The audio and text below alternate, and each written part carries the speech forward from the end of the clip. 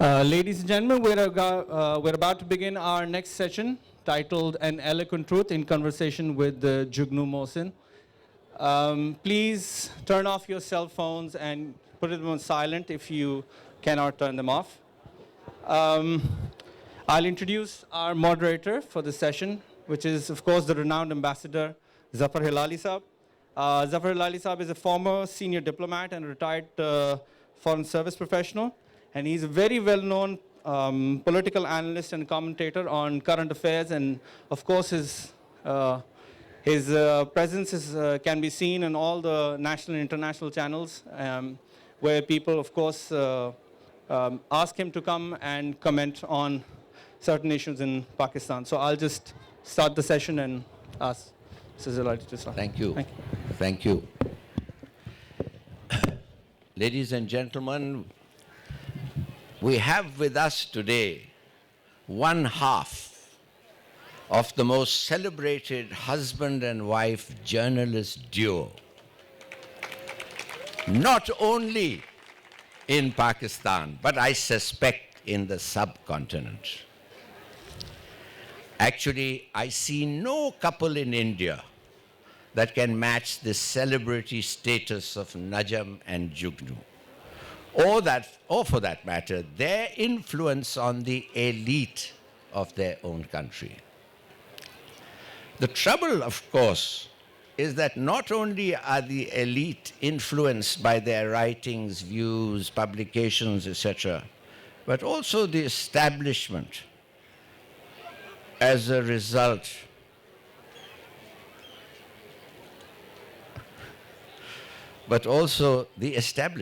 meaning the establishment, me in my old form, as a result of which Najam found himself in jail.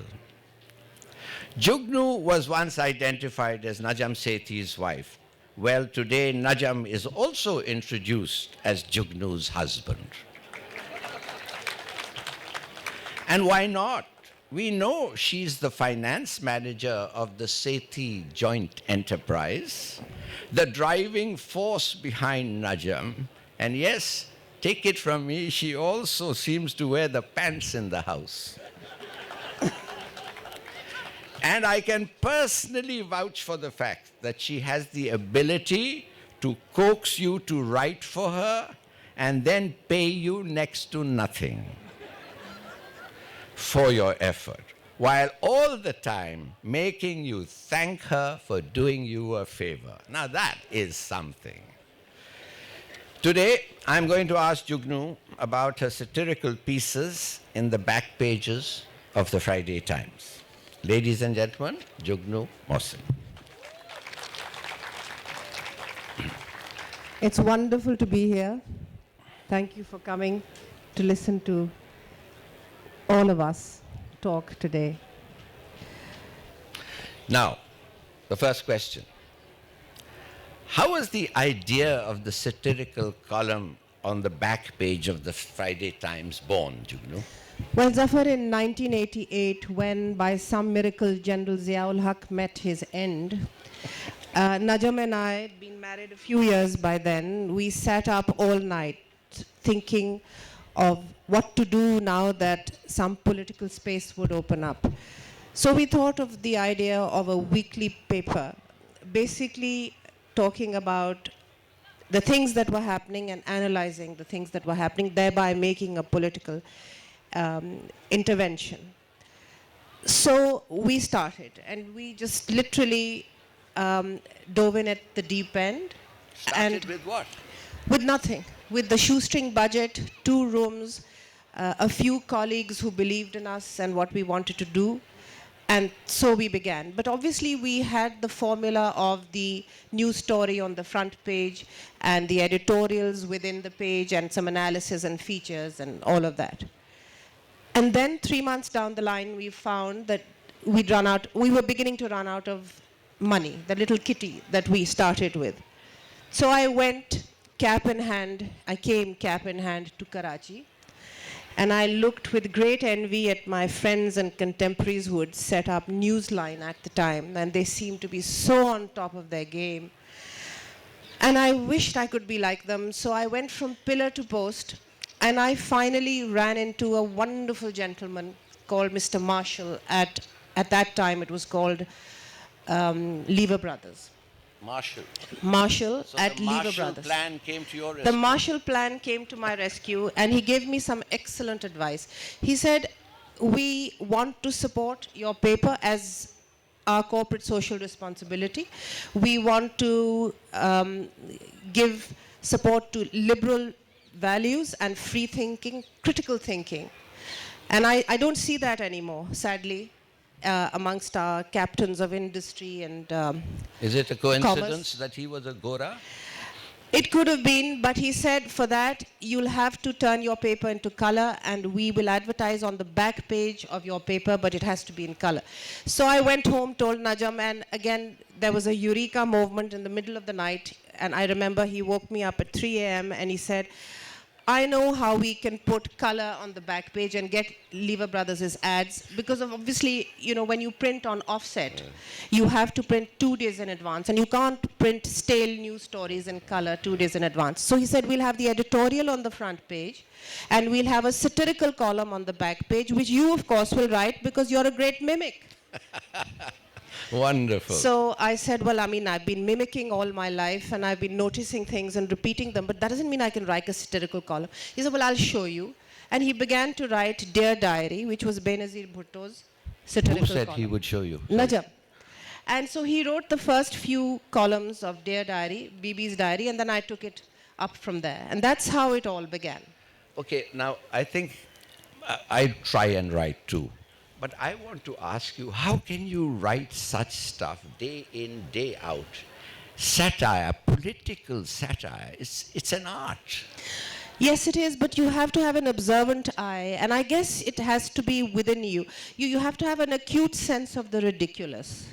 And you have to notice things. For instance, with respect to our organizers, when I just came up on the stage, this gentleman who showed me to my chair, he was chewing pan and he said, "Aap idhi hoke piche hoke baithe take laga le." Take laga लीजिए. So I said, मैंने take नहीं लगाना, मैं इसी तरह बैठूंगी. चलिए बस इसी position में बैठे रहिएगा. So I looked at him and I thought, maaf kijega bhai. I looked at him and I thought, how wonderful is that? And then after Najam's talk in the morning, when I was just milling around with people, one young man came up and said, "Mujhe bilkul aap jaisi wife chahiye."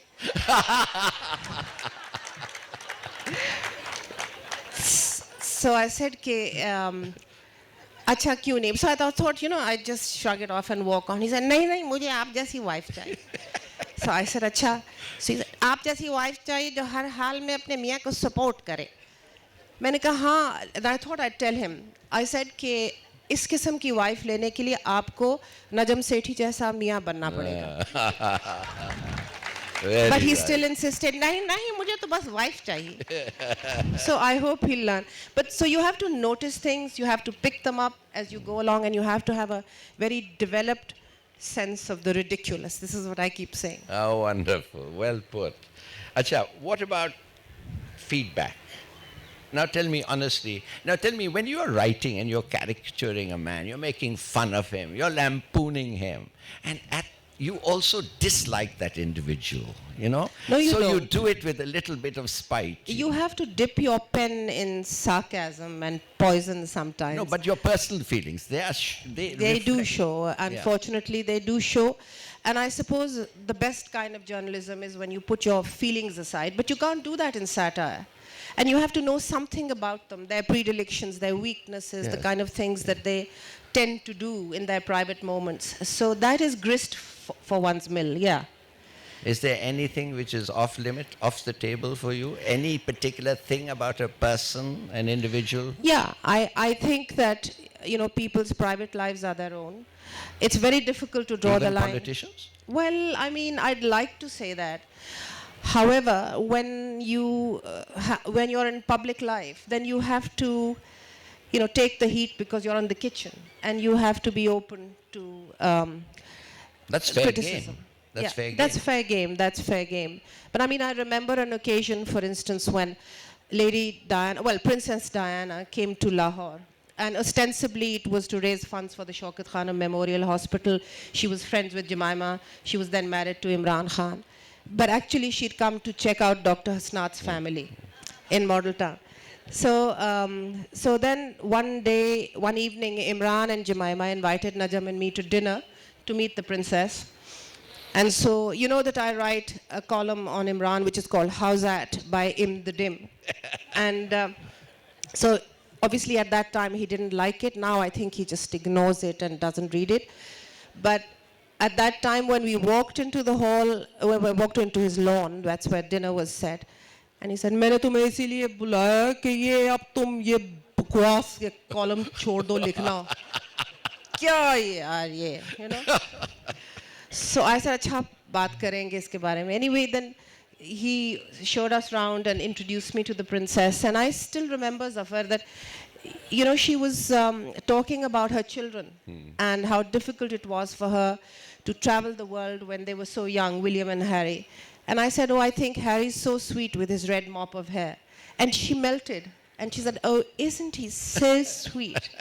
And I said, yes, he is. He's so sweet. And I remember that she wouldn't use Prince Charles's name. And she was separated from him, but she kept saying, my husband, whenever she spoke of him.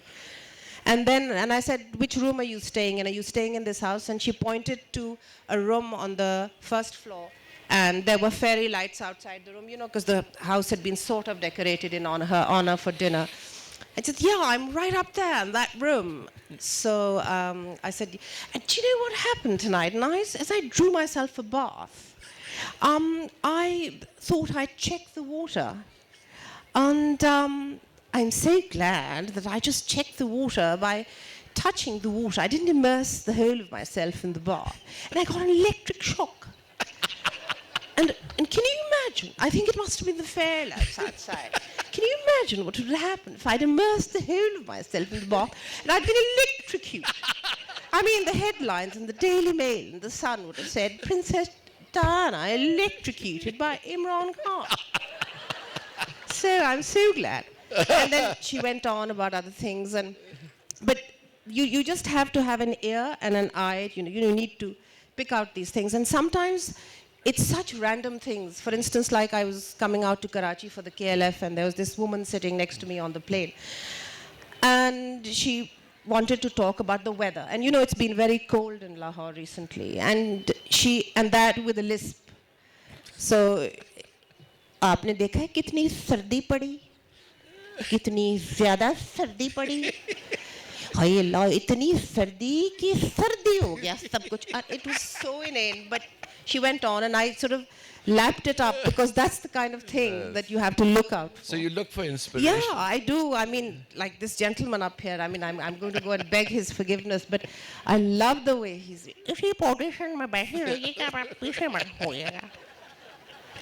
Acha, tell me now, honestly, you lampoon people. Most of them take it well or bad? I mean, let's start with the people you have lampooned. How has Nawaz Sharif reacted? Initially badly, but then obviously that was a time when there was no 24/7 electronic media. There was no, all these rip-offs, take-offs that these channels do. There was just the papers, and there was no satirical writing in that paper except for the Friday Times. And I remember he initially said once ke chichda ja akhbar tada ਕੀ ਲੋੜ ਹੈ ਇਸ ਕਿਸਮ ਦਾ ਕੰਮ ਕਰਨ ਦੀ ਤੁਸੀਂ ਕੋਈ sugar mill ਲਾ ਲਓ ਇਹ ਕੰਮ ਛੱਡ ਦਿਓ ਸੋ ਆਈ ਸੈਡ ਮੀਆਂ ਸਾਹਿਬ ਇਹਦਾ ਨਹੀਂ ਜ਼ੇਬ ਨਹੀਂ ਦਿੰਦਾ ਤੁਹਾਨੂੰ ਕਿ ਤੁਸੀਂ ਇਸ ਤਰ੍ਹਾਂ ਦਾ ਛਿਛੜਾ ਜਿਹਾ ਅਖਬਾਰ. But what you're saying is they have no capacity to laugh at themselves. So then I said, Mia Sahab, ਤੁਸੀਂ ਬਹੁਤ ਵੱਡੇ ਲੀਡਰ ਹੋ. ਬੀਬੀ ਦੇਖੋ ਉਹਨਾਂ ਦੇ ਬਾਰੇ ਚ ਮੈਂ ਲਿਖਣੀ ਉਹਨਾਂ ਨੇ ਕਦੀ ਵੀ ਇਸ ਗੱਲ ਨੂੰ ਇਤਰਾਜ਼ ਨਹੀਂ ਕੀਤਾ ਬੁਰਾ ਨਹੀਂ ਮਨਾਇਆ. ਮੈਂ ਬੇਗਮ ਭੁੱਟੋ ਦੇ ਬਾਰੇ ਚ ਵੀ ਲਿਖਦੀ ਰਹੀ ਹਾਂ.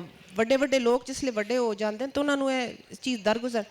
And he immediately turned around and said, ਚਲੋ ਠੀਕ. So that was good. Acha, what about Bibi? Oh, Zafar, she she was a true Democrat. You know, she was not the midnight knock woman. She would be very upset when you wrote critical things, and especially about corruption and this, that, and the machinations that she'd have to do to stay in power, I think. But she was kind. She was tolerant. She was very tolerant of criticism, and she never, you know, sort of took it amiss. She was, you know, I can't help but say it the way she used to say it, and I find that sometimes people take it amiss, and I'm very sad when those who love her take it amiss. Why are you mimicking her? She's no longer here. But I'm not mimicking her. I'm remembering her fondly. I'm just remembering her very fondly, and I remember the occasions, the times that, and you know, and it was sometimes impossible to replicate the kind of things she'd say. Do you remember, of course, when she was doing the long march and she was trying to knock on the American ambassador's door in the early 1990s, and he wouldn't take her call at that time. And she recalled that. We went to see her in Islamabad, and she said, "Come and sit down." And she was sitting there, and there was all this, you know, the German ambassador sent me these chocolates. "Come and sit down here, Najam, Jugnu, sit here." We sat around, and she said, "Look at the horrid American ambassador. He's not taking my calls." And she said, "Well, none of this would have, it's all Happy Minwala's fault.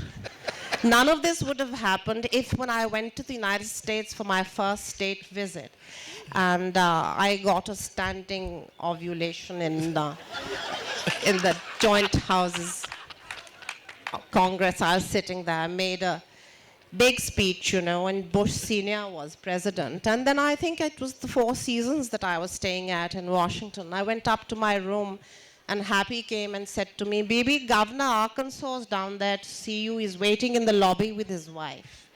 And I said, 'I'm first elected woman Prime Minister of a Muslim country, daughter of Shaheed Prime Minister Zulfikar Ali Bhutto, granddaughter Sir Shahnawaz Bhutto, Prime Minister Junagadh State. Who's Governor Arkansas, Happy?' And Happy said, 'Bibi, he's a great fan, and you know, he's been waiting for 2 days in the lobby with his wife. His wife is a great.' I said, 'I'm first elected Prime Minister of Muslim country, daughter of Shaheed Zulfikar Ali. Who's Governor Arkansas, Happy? Who's his wife? And you know, sadly, I just didn't call. He said, 'They just want a photo op with you, Bibi.' And I said, 'I'm first elected.' So I didn't see them. And you know, if I had, it's all Happy's fault. He should have told me Governor Arkansas was going to be Bill Clinton, President of the United States of America, and his wife was going to be Hillary Clinton first. It's all Happy's fault. And she'd say things like this, and you know, sometimes with a straight face, sometimes with sort of tongue in cheek, etc. But she was a tolerant person, and God bless her. Yes. What about Musharraf? He's a happy-go-lucky sort. Yeah, I met him yeah. the other day. I mean, Yeah. the man seems to be able to take criticism. He dishes out more, but he takes some too. Yeah, for a dictator, I think that he wasn't a good dictator in the sense that he was a soft dictator, Yeah, very you know, correct. which is just as well. And yes, he could take criticism too after a point. I think, as Najam said in his first session this morning, first he'd get very upset and angry, and then he'd calm down, and you know, he'd be okay. But have any one of them ever rung you up and said, you know, I burst out laughing with your take on me. That was hilarious. Has any of them ever said that? General Musharraf called me once, That's it. and this was not about Mohsin Bush, the column that I used to write about him. It was about an item of Such Cup, which is another little piece that I write on the back page of the Friday Times, in which no names are named. And my operator nearly had a cardiac arrest because he said that he called me and he said, "Oh ji, main lagda Musharraf da phone aaya hai." And I said, "Ho hi nahi sakda." So he said, "Nahi nahi ji, tusi phone te lavo." So I took the call, and it was his MS from the presidency at the time, and he said, "The president would like to talk to you." So I said, "Okay." And he came on the line and he said, "How are you?" And I said, "I'm fine, thank you." And then he said, "You know, this thing you've written on the back page of the it's all lies." So I said, "Well, you know, I'm informed by a good source."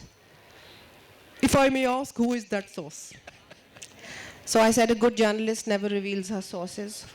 And there was silence for just a split second, but he took it and he said, "Oh, I respect that, but it's not true." So I said, "Okay." And that was that. But he didn't comment about Mohsin Bush and things like that. There are so many things that one would like to write about, but one can't because they're either not mainstream leaders or it's not something that everybody can hook on to. I mean, I'd love to write about Maulana Fazlur Rahman and what he gets up to. I'd love to write about Altaf Bhai. As Najam says, unhone mujhe bhabi bana liya for my sins. I don't know what I've done to deserve it. But I don't go along with Najam on that. That's a coward's way out. A lot of people made him brothers, and he wrote against them bravely. He took the consequences. And he does. But about Altaf Hussain, not a word. Well, I can't write about him because I can't do an English column in Urdu. I can do a Punjabi column in English, which is what Nawaz Sharif's column is about. You're not scared about writing about him. No, but wo to is tarah bhabi.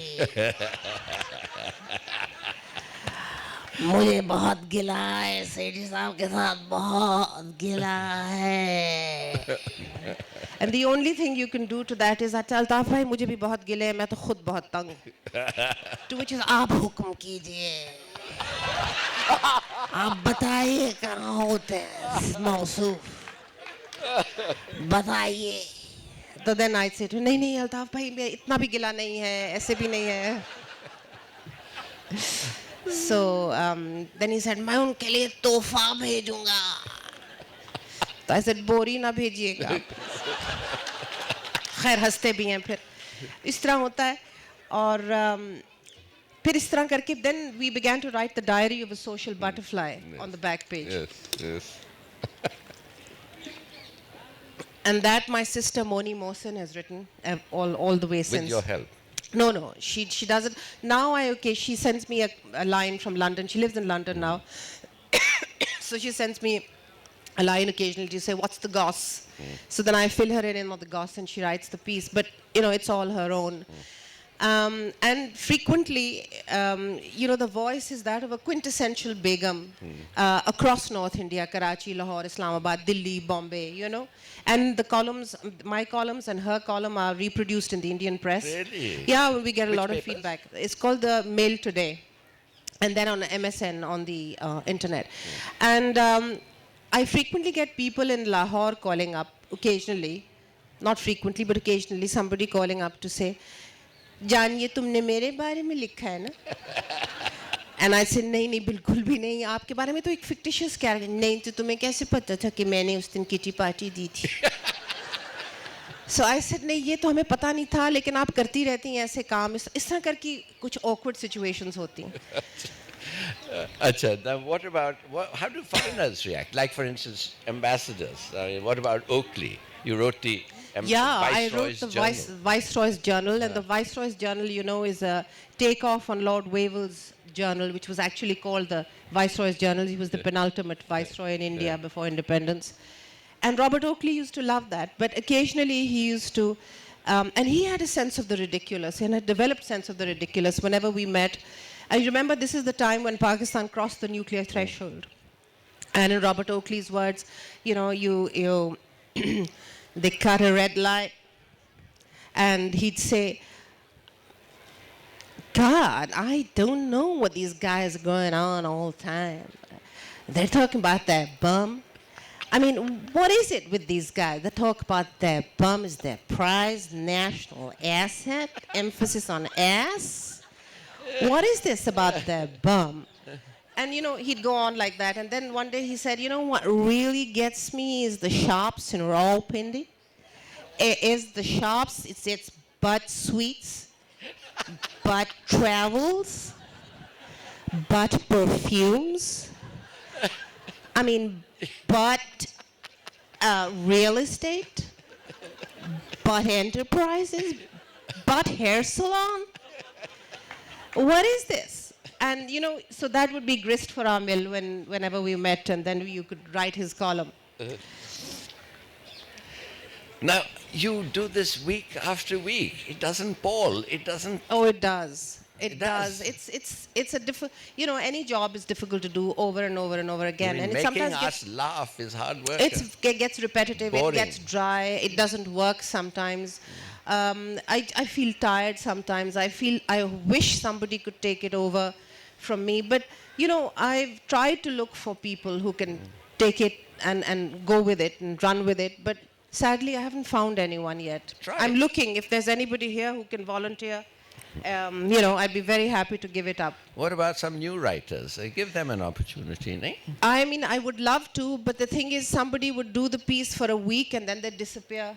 And then, you'd be difficult to get a hold of them. You know how it is.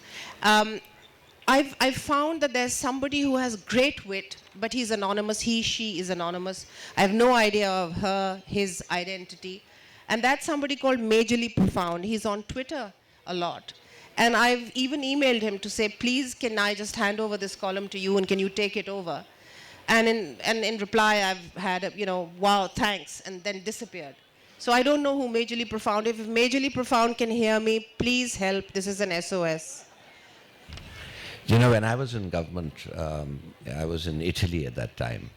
I used to write columns against the government. Obviously, as an ambassador, you can't write columns against your own government. So I had to change my name. So I adopted this weird name, Charles Hastings. And I used to send my letters to Malia Lodi. She used to be the editor. And she didn't know it was me. And she said to me, who is this Samandar Khan? I've sent people to Peshawar to look for him.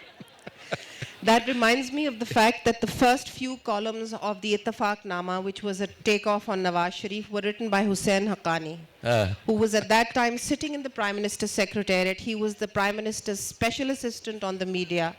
And he was sitting there writing the Ittefaq Nama for the Friday Times anonymously, faxing it at that time because it's pre-email, rubbing out the fax number at the top and doing it bravely, consistently. I have to give the devil his due.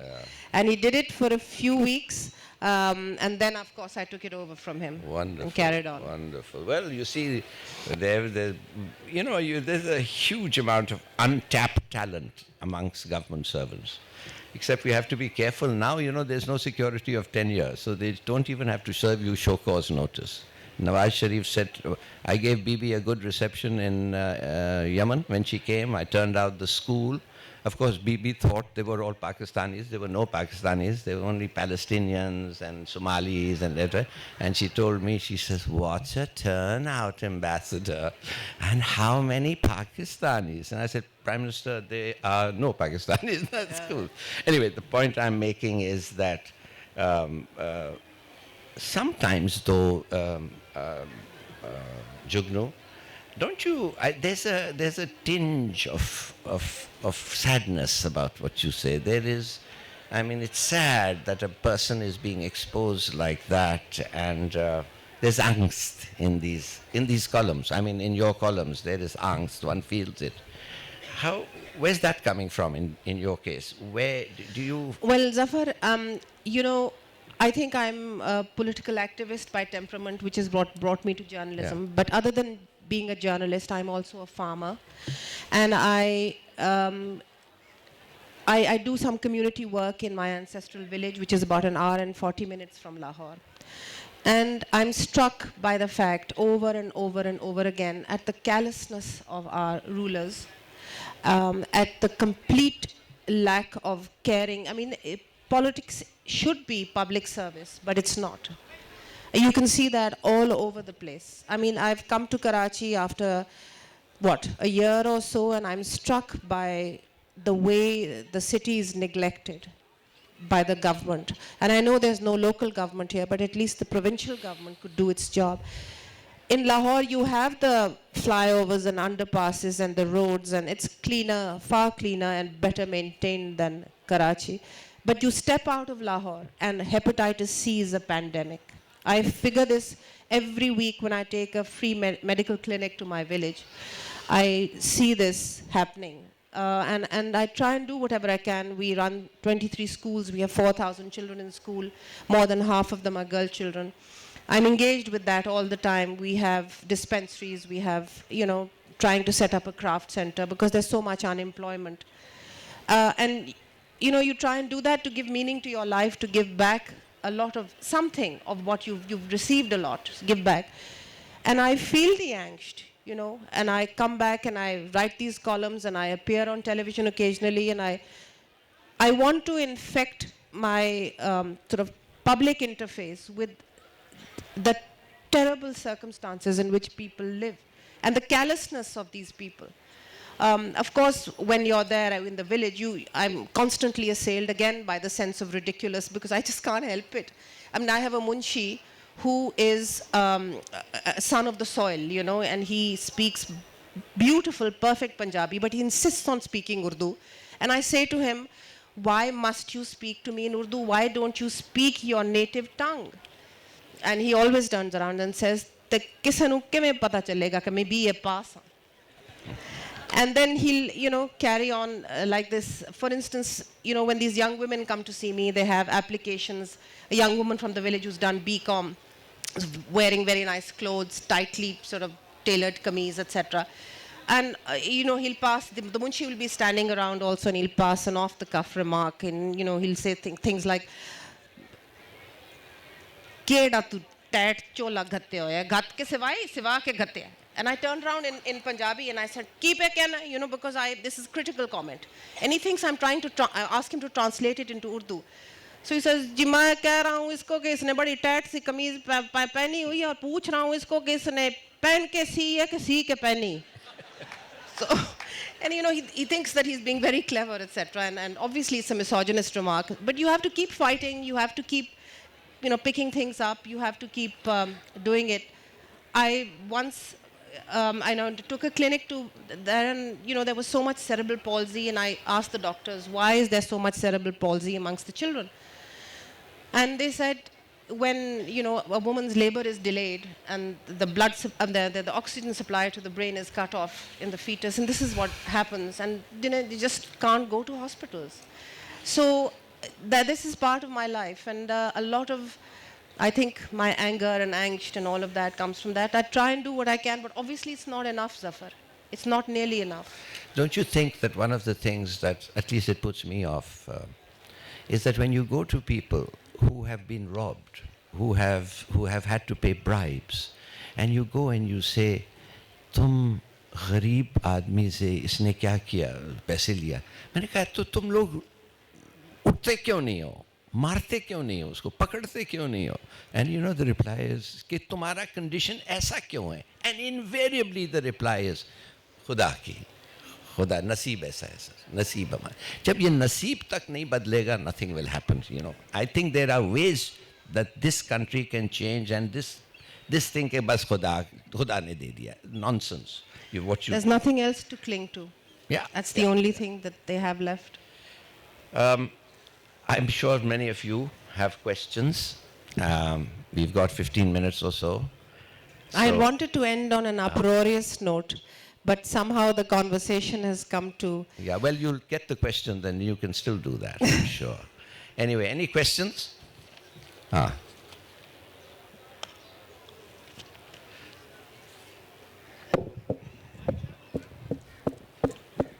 Who wanted?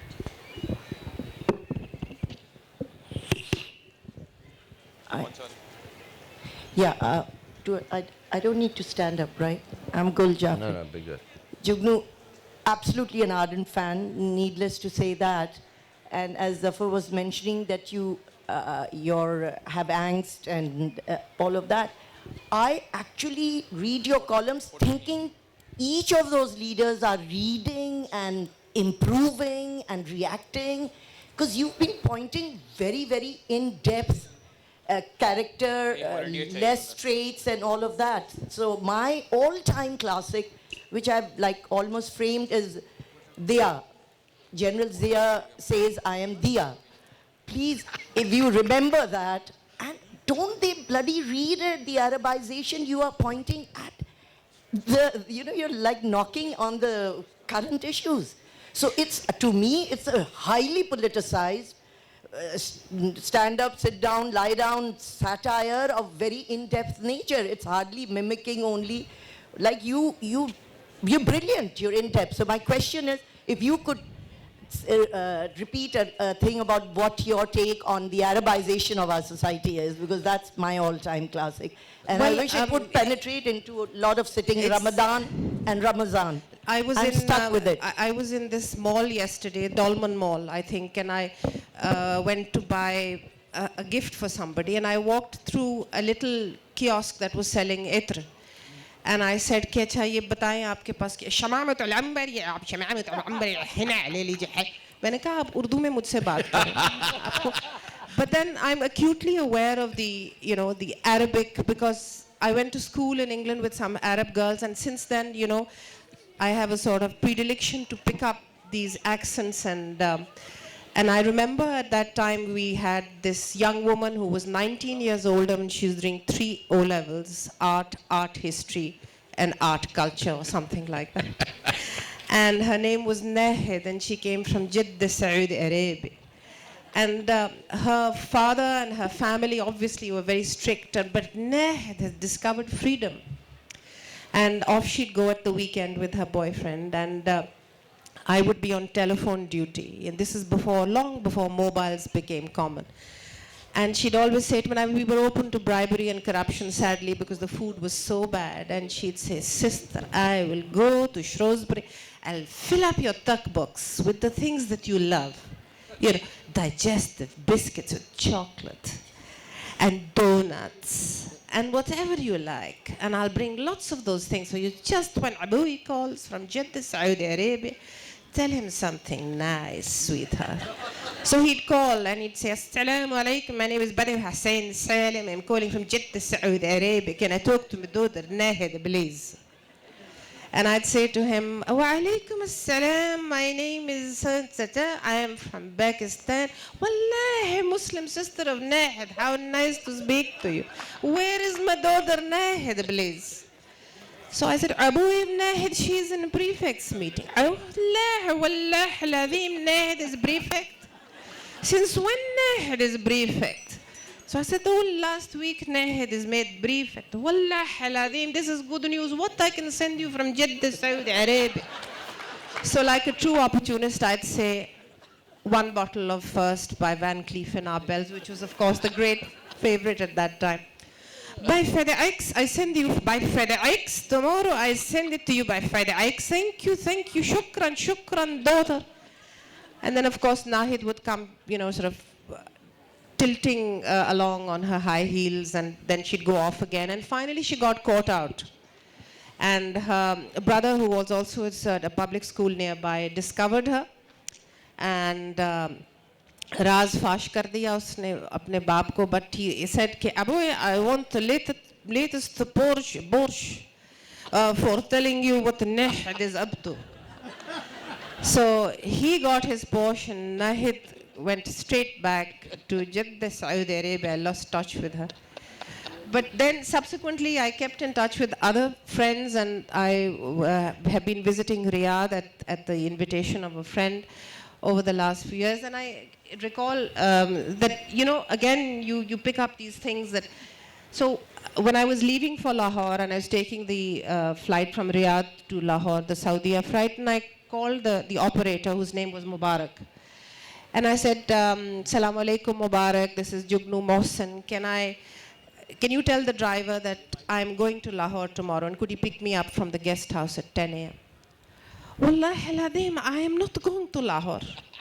I said, "No, Mubarak, you are not going to Lahore, I am going to Lahore." "But Wallahi Ladim, I am not going to Lahore." I said, "Mubarak, you are not going to Lahore. You are staying in Riyadh." "Wallahi Ladim, shukran, I'm staying in Riyadh." "Yes, but I am going to Lahore." "But I am not going to Lahore." And so on and so forth. So, one picks up these things as one goes along. Anybody else? Yeah. I If think you there's a were, question over there. Sorry. Where? if you were to write one satirical column about your good husband, Najmat Sethi, what would you write? That's a very interesting question, and I'd love to write a column about him, but obviously I couldn't publish it because he has this wonderful, endearing Punjabi habit of decorating his prose with unmentionable, unutterable phrases and galis and, you know, the really delicious, colorful words that he uses all the time. There he is. And sometimes he does it on television, on a live show. और वो जियो बेचारे जो producers होते हैं वो बेचारे इतने साफ सुथरा सलीस उर्दू बोलने वाले कराची में कंट्रोल रूम में मुनीब फारूक को फ़ोन करके कहते हैं सेठी साहब को कहें खुदा का नाम ले कुछ ज़रा सोच के बात कर तो ये कभी-कभी अपनी वो जोश में कह जाते हैं because he's, you know, a boy from the gullies of Lahore. How deceptive. Oh. The man, the gentleman at the back. Where's the microphone? Oh, Wallahi Ladin, give him microphone. No, fine. You have a go till he reaches him. Go on, go on. My name is Hamid Siddiqui. Jugnu, I'd like to know any regrets? Any regrets? Of course. Of course. One of my greatest regrets is that Benazir Bhutto didn't live to be Prime Minister again. I think she would have been very different. And I think we would have been different, and this country would have been different. Yes. Assalamu alaikum. My name is Hamid Siddiqui, an ardent fan of yours. But I'm going to ask you something different from your writing scale. You had done a beautiful program on TV, Kuch Yaadein, Kuch Baatein. So do you have any plans to do it again? That was so wonderful. Shukriya Siddiqui Saab. Yes, of course, I'm about to launch a program with Gio, and my producer Mariam is sitting there. And I hope that you will see me back on the screen in a fortnight, if I'm not mistaken. Great. I think there's a lady over there. Where? Can she have the microphone? Hang on. There. She's coming to you.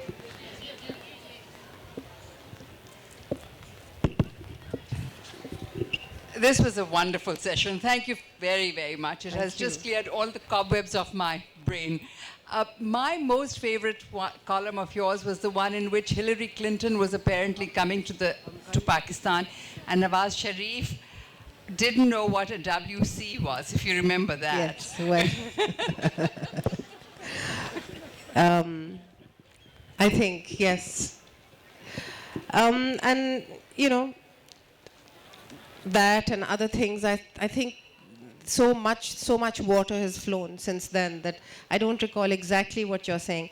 But my pet peeve these days is my Munshi. I'm sorry to go back to him, but I'm trying to make a liberated man out of him, a progressive, non-misogynist, liberated man.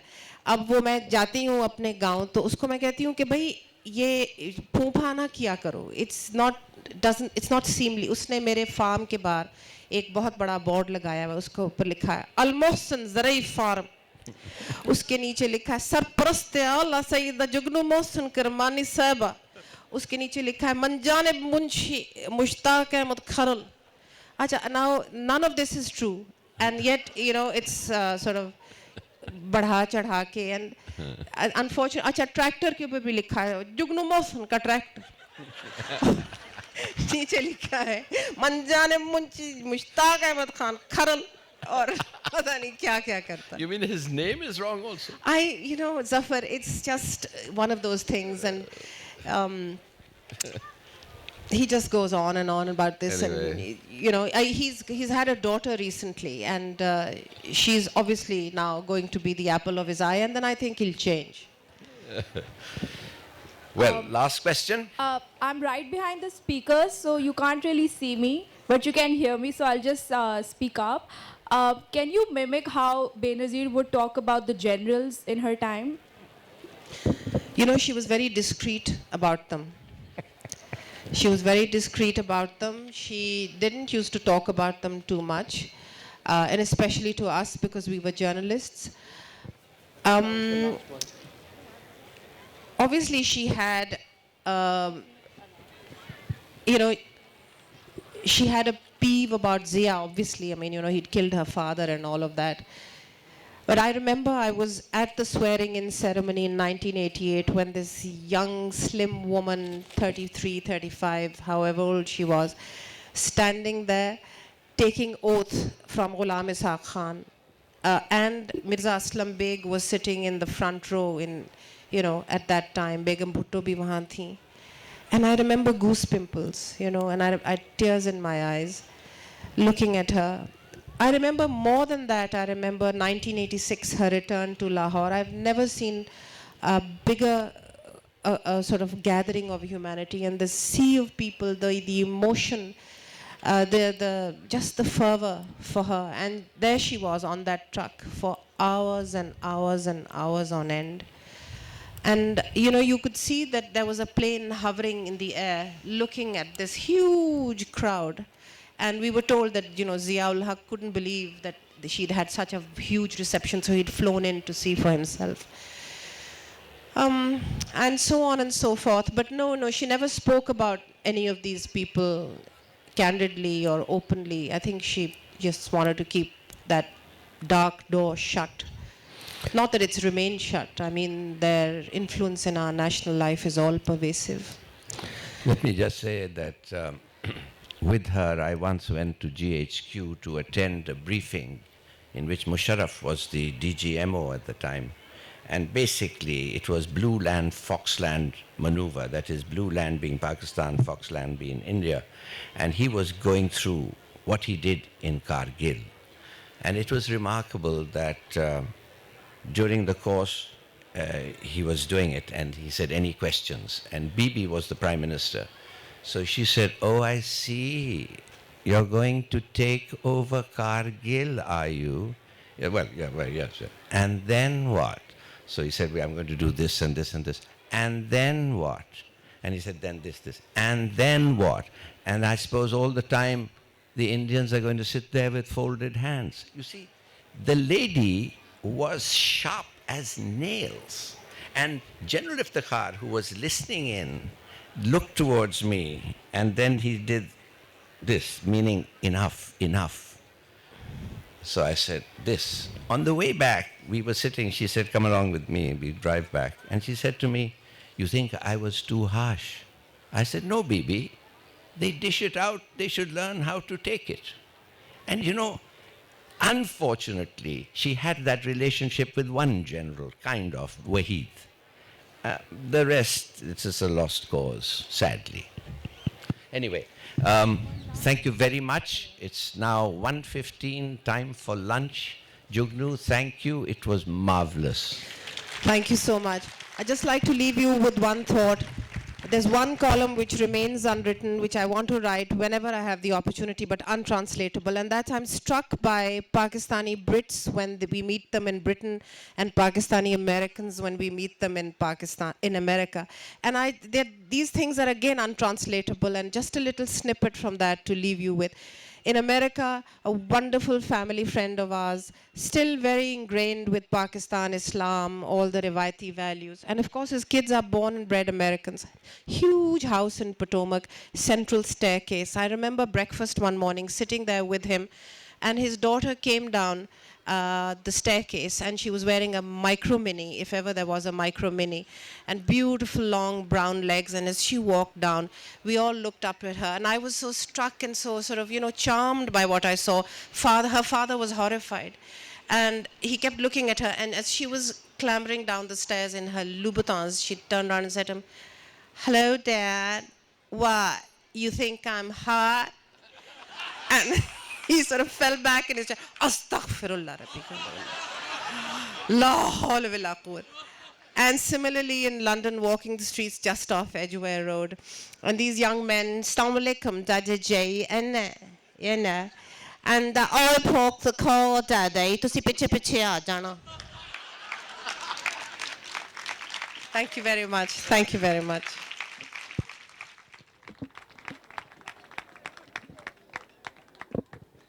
Thank you, ladies and gentlemen, for attending such an amazing session.